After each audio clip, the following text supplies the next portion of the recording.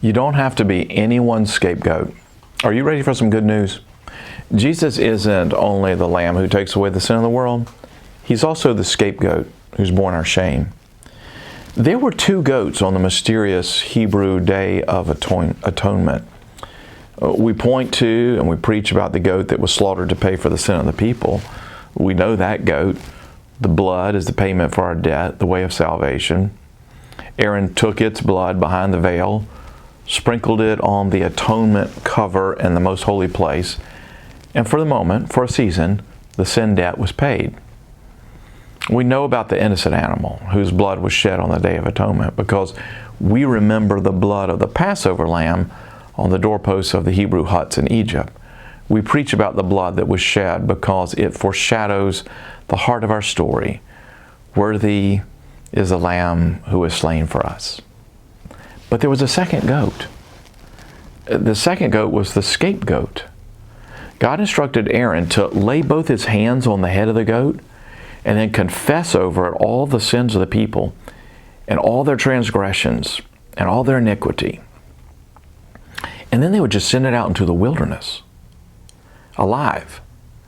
They needed a second goat because though the sin of the people was temporarily covered, the shame lingered on.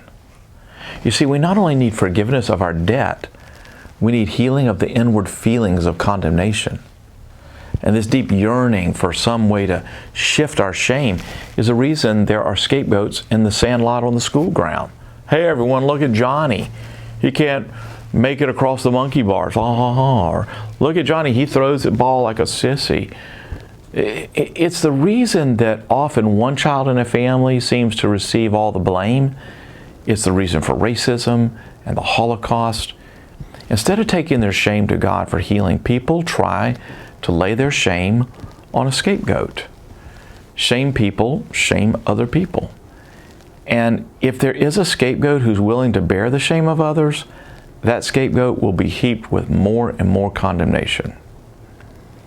But you're no scapegoat. You aren't designed to bear anyone's shame, not even your own. Christ bled to pay your debt, but He also took the scorn of hell on your behalf. You don't have to be anyone's scapegoat.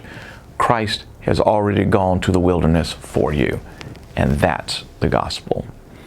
Well, that's today's good news, and you can get more devotionals like this by clicking right here, or better yet, subscribe and start out every day with the good news of the gospel.